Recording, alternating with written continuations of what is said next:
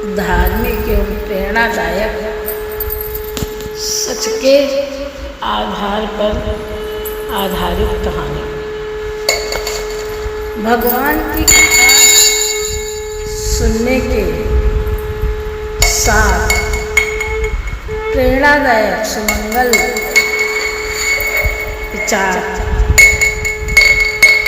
सुधा साधु सुरतर सुमन, सुफल सुहावन बात, तुलसी सीता पति भगत सगुन सुमंगल साथ। ये भगवान की कथा के सुनने के साथ सुमंगल प्रेरणादायक विचार हैं। ये 7 मंगलमयी सगुन बताए गए हैं। एक भी जीवन में प्राप्त हो जाए तो जीवन धन्य धन्य हो जाता है। संयोग से आपको कथा में ये 7 मिलेंगे। जहाँ सत्संग होता होगा, जहाँ भगवान की कथा होती होगी, जहाँ भगवान की चर्चा होती होगी, वहाँ ये 7 सुमंगल सगुन अवश्य मंगल में मिलेंगे। नंबर 1, सुधा। सुधा का मतलब है अमृत। कथा स्वयं अमृत है। कथा अमृतम। कथा संसार समाज में अमृत के समान है। इससे जीवन में आए भय, भ्रम, निराशा और अविश्वास के वातावरण से मुक्ति मिल सकती है। बस बात तो यही है कि राम कथा केवल कानों से सुनी ना जाए, बल्कि आचरण में लाई जाए। अमृत का गुण होता है कि उसका गुण धर्म सर्वकाल सम्मान होता है। राम कथा अगर केवल कानों से ही सुनी गई फायदा तो होता है, लेकिन अगर आचरण में हम नहीं लाते हैं तो मुझे वो अमृत वाला गुण नहीं मिलेगा। साधु। मानस के सबसे बड़े संत श्री हनुमान जी ने कथा में ही मिलते हैं। कहते हैं जहाँ पर रामचंद्र जी का कीर्तन होता है, रामायण होती है, भजन होता है, सत्संग होता है, यत्र यत्र रघुनाथम कीर्तन, वहाँ वहाँ श्री हनुमान जी निवास करते हैं। जहाँ जहाँ कीर्तन होता श्री राम का, लगता है पहरा वहाँ वीर हनुमान का। जहाँ जहाँ कीर्तन होता है श्री राम का, लगता है पहरा वहाँ वीर हनुमान का। रामचरित्र सुनिवे को रसिया, राम लखन सीता मन बसिया।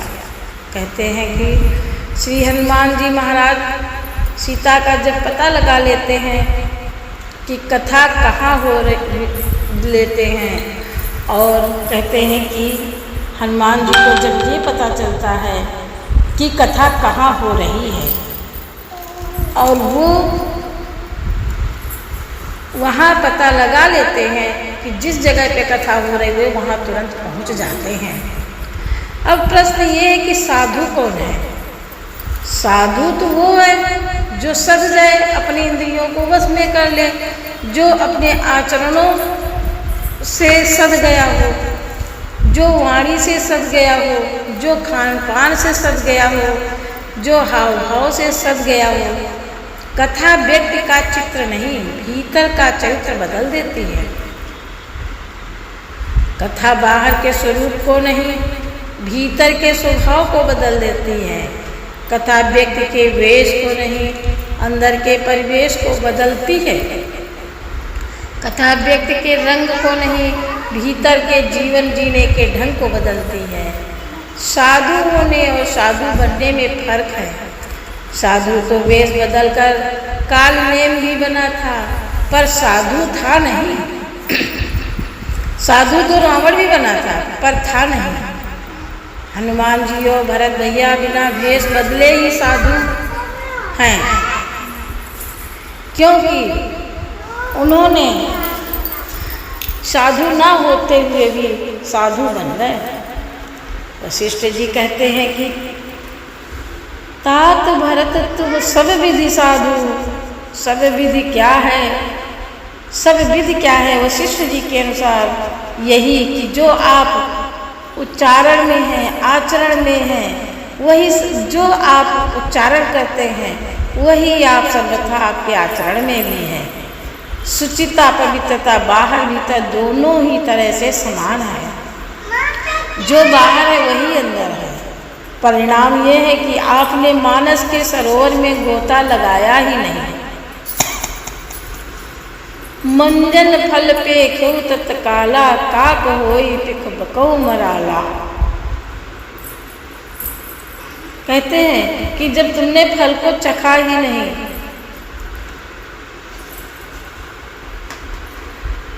सुरतर, सुरतर किसे कहते हैं? कल्प वृक्ष को, जो स्वर्ग में होता है। इसका ये गुण है कि इसके नीचे बैठकर जो मांगा जाए वो मिलता है। वो कल्प वृक्ष है क्या? रामायण क्या है? श्री गोस्वामी तुलसीदास जी लिखते हैं कि रामायण सुतर की छाया, दुख भय दूर निकट जो आया, दुख भय दूर निकट जो आया। रामायण सुतर की छाया, दुख भय दूर निकट जो आया, दुख दूर दूर निकट जो आया। इस कल्प वृक्ष के नीचे, रामायण रूपी कल्प वृक्ष के नीचे जीते जी सब कुछ प्राप्त किया जा सकता है, क्योंकि इसके संरक्षक श्री हनुमान जी हैं और हनुमान जी को माता जानकी का आशीर्वाद भी है। अष्ट सिद्धि नौ निधि के दाता, असबर दीन जानकी माता। हनुमान जी अपने भक्तों को सब कुछ प्रदान करते हैं। रामचरितमानस में गोस्वामी तुलसीदास जी स्पष्ट कर देते हैं कि मन कामना सिद्धि नर पावा, जो ये कथा कपट तजी गावा, जो ये कथा कपट तजी गावा। सुमन, सुमन के दो अर्थ होते हैं, एक पुष्प और दूसरा पुष्प के समान सुंदर मन। बहुत सुंदर संकेत है। मनुष्य का अपना मन ही शांत अथवा शांत का धाम है। यदि मन शांत है, प्रफुल्ल है, तो वो पुष्प ही है। यदि वो मन में शांत धैर्य धारण करता है, उसके जीवन में शांति रहती है। उसके मन में अशांति नहीं रहे, इंद्रियों में विकार बेचैनी रहती, तो जीवन कभी शांति नहीं आ सकती है। तो फिर वो मन सुमन कैसे हो सकता है? इसलिए जिसके मन में शांति है, मन प्रफुल्ल है और खिला हुआ है, उसी का दूसरा रूप पुष्प है। मन कहाँ एकाग्र शुद्ध और शांत होता है। मन कर विषय अनल बन जरई, होए सुखी जो ये सर परई। सुफल, सुफल किसे कहते हैं? सुफल उसे कहते हैं, मोक्ष प्राप्त करने को सुफल कहते हैं। स्वर्ग प्राप्ति को सुफल कहते हैं। भगवान दर्शन, भगवत की कृपा प्राप्त करने को सुफल कहते हैं। गोस्वामी तुलसीदास जी भी कहते हैं, मन क्रम वचन जनत यज्ञ जाई, सुने जे कथा श्रवण मन लाई। जो मन और कान लगाकर अब उनकी कथा को सुनते हैं मन से, उनके मन वचन और कर्म शरीर से उत्पन्न सब पाप नष्ट हो जाते हैं। सब साधन कर सुफल सुहावा, लखन राम सिय दर्शन पावा। धुंधकारी को स्वर्ग कथा श्रवण से मिला, परिचित जी को मोक्ष कथा श्रवण से ही मिला। कहते हैं सुहानी बात, सब विचार करना कि हम सब गृहस्थी वाले हैं, घर परिवार वाले हैं, लेकिन किसकी बात किसको और कितनी सुहाती है। बाप की बात बेटे को नहीं सुहाती, घर में बुजुर्गों की बात बहू को नहीं अच्छी लगती, सास की बात बहू को नहीं सुहाती, मालिक की बात नौकर को नहीं सुहाती। इसकी लेकिन कथा की बात सबको सुहाती है। जामवंत के वचन सुहाए, सुने हनुमंत हृदय अति भाए। श्री राम की भक्ति में अंतिम और सबसे सुंदर ऊपर के 7 कदम चलने के बाद और मन की निर्मलता होते ही निर्मल मन जो सो मोहि पावा, मोहि कपट छल छिद्र न भावा, मोहि कपट छल छिद्र न भावा। भगवान श्री राम कहते हैं कि जिसका मन निर्मल है वही व्यक्ति, वही मनुष्य मुझे पा सकता है। मुझे कपट छल बिल्कुल नहीं भाता है। निर्मल मन वाले कौन?